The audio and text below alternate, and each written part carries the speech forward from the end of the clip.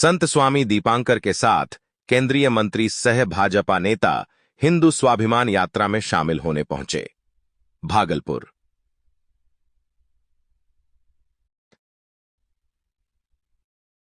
भागलपुर से प्रारंभ होने वाली हिंदू स्वाभिमान यात्रा में शामिल होने संत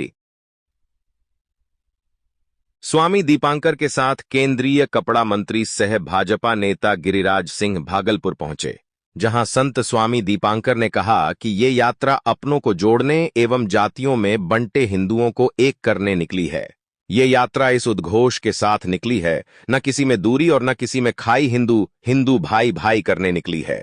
वहीं केंद्रीय कपड़ा मंत्री सह भाजपा नेता गिरिराज सिंह ने विपक्षियों पर कटाक्ष करते हुए कहा कि तेजस्वी यादव स्वाभिमान यात्रा से भयभीत होकर इस यात्रा को समर्थन कर अपनी यात्रा को रद्द कर दिया है। उन्होंने कहा कि इस स्वाभिमान यात्रा से किसी को डरने की जरूरत नहीं है। इस यात्रा में राजद, जदयू, भाजपा सहित सभी हिंदू आमंत्रित है। वहीं गिरिराज सिंह ने कहा कि विपक्ष के नेता तेजस्वी यादव मुसलमान को इकट्ठा करने खामोशी के लिए यात्रा पर निकल सकते हैं, तो मैं अपने अस्तित्व को बचाने क्यों नहीं निकाल सकते। वहीं गिरिराज सिंह ने आजादी के समय देश के बंटवारे में भारत के विभाजन पर कहा कि भारत पाकिस्तान का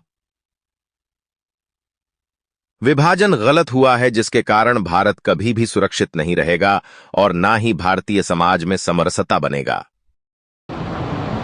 देश के अंदर मैं मुसलमान भाइयों से भी पूछना चाहता हूं कि आजादी के देश के बंटवारे के बाद कभी आपके तजिया पर किसी गांव से लेके शहर तक हमने पत्थर नहीं मारा। ये 15 साल से जब से आपकी आबादी बढ़ रही है, तो कभी दुर्गा के मूर्ति के विसर्जन में, तो कभी रामनवमी में, चाहे भागलपुर हो या सीतामढ़ी हो, चाहे कैराना हो, चाहे बिहार शरीफ में पिछले साल हुए दंगों को, हमने कभी दंगा नहीं किया। आप छतों पर पत्थर इकट्ठा करते हो हमें मारने के लिए, आप तलवार चलाते हो, आप गोली चलाते हो। अब हमें अपने अस्तित्व की रक्षा के लिए और बाबा साहेब अम्बेडकर को हम याद करना चाहते हैं, और मैं अम्बेडकर वादियों से कहना चाहता हूं, भाई अम्बेडकर, बाबा अम्बेडकर को पढ़ो। उन्होंने भारत पाकिस्तान विभाजन में लिखा है कि जो बंटवारा हुआ वो गलत बंटवारा था, क्योंकि पूरी आबादी मुसलमान का पाकिस्तान भेज देना हमने कहा और वहाँ से हिंदुओं की आबादी भारत लाना। अगर ये नहीं हुआ है तो ये भारत कभी सुरक्षित नहीं रहेगा, सामाजिक समरसता नहीं रहेगी। और ये भी उन्होंने कहा, जो मैं उनका अक्षरशः कह रहा हूँ, कि मुस्लिम इनटॉलरेंस होते हैं, कभी लोगों के साथ गैर मुसलमानों को वो काफिर मानते हैं। ऐसी स्थिति में मुझे यहाँ से लेके किशनगंज तक, मैं टीवी के माध्यम से, समाचार पत्र के माध्यम से, कोई कह रहे हैं मेरे लाश पर जाएगा, कोई कह रहे हैं मैं निकलने नहीं दूंगा। मैं कह रहा हूं, जब तक मेरे शरीर में एक बूंद भी खून है, ये यात्रा वहीं रुकेगी जब तक मेरा शरीर चलता रहे। और आज यहाँ आने में थोड़ा विलंब हुआ, उसके लिए खेद व्यक्त करते हैं। भारत स्वाभिमान, हिंदू स्वाभिमान, हिंदू का जनजागरण, सनातन का संगठित होना कोई पराया नहीं, सभी सनातनी अपने हैं, सभी अपने भाई हैं, सभी एक हों, सभी संगठित हों, सभी यूनाइट हों, यही इस यात्रा का लक्ष्य है। जैसे दादा ने कहा, ये यात्रा अपनों को जोड़ने निकली है। ये यात्रा जातियों में बटे हिंदुओं को एक करने निकली है। ये यात्रा एक उद्घोष के साथ निकली है कि ना कोई दूरी और ना कोई खाई, हिंदू हिंदू भाई भाई। इस उद्घोष के साथ ये यात्रा आगे बढ़ेगी, कल से प्रारंभ होगी। ये यात्रा उस विचार के विरुद्ध निकली है जो हिंदुओं को तो जाति में बांटकर देखता है, मगर एक वर्ग विशेष पर आंखें बंद कर लेता है और मुंह को मौन कर लेता है, वाणी को मौन कर लेता है।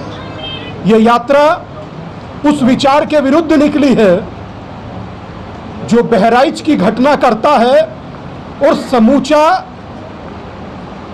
एक ऐसा वर्ग जो पिक एंड चूज कर चलता है, वो आंखों को बंद कर लेता है और उसमें कमी तलाशता है। यह यात्रा उस विचार के विरुद्ध निकलती है जो बांग्लादेश में हमारे हजारों लाखों भाइयों का नरसंहार कर देते हैं और यहाँ के कथित बुद्धिजीवी बोल तक नहीं पाते।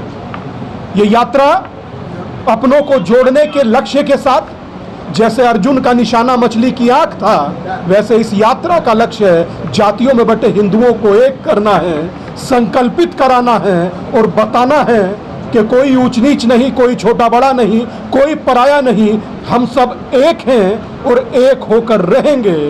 दीपावली पर दिए बेचने वाले जो अपने भाई बंधु हैं, वहां से लेकर के जो लक्ष्य पर पहुंचने वाले लक्ष्य बिंदु हैं, उन तक ये यात्रा संगठित करने का, भारत के स्वाभिमान के जगाने का।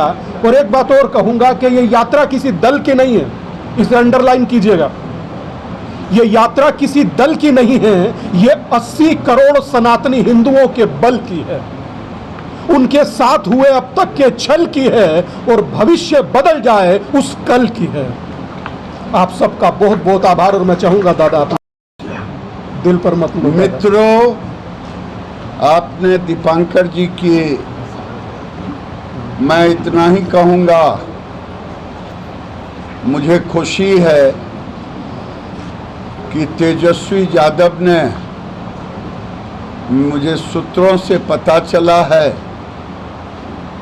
या तो अपनी यात्रा रद्द किया है हिंदू स्वाभिमान यात्रा से डर करके या समर्थन देने के लिए। ये भी तेजस्वी जी को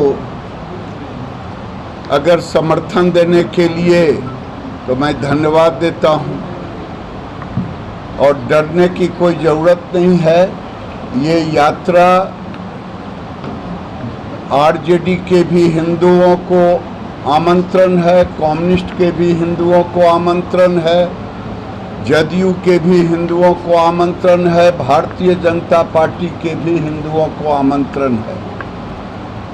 ये यात्रा भारत में और बिहार में जो डेमोग्राफी चेंज हो रहा है और उसमें जो हिंदुओं का अस्तित्व खतरे में पड़ रहा है। मैं 1951 में भागलपुर को देखूं या कटिहार को देखूं या पूर्णिया को, किशनगंज को देखूं, तो हमारी बहनों का, हमारे भाइयों की आबादी गिरती जा रही है। आखिर क्यों? देश में लगभग 400 जिले में के 1600 स्थान पे उनकी आबादी बढ़ गई है। हमारी आबादी कम हो गई है। ये भी अपने लोगों को बताने के लिए जो लोग पूछ रहे हैं मुझसे केंद्रीय मंत्री होकर के इन्हें नहीं निकालना चाहिए, मैं आपके माध्यम से उनको कह रहा हूं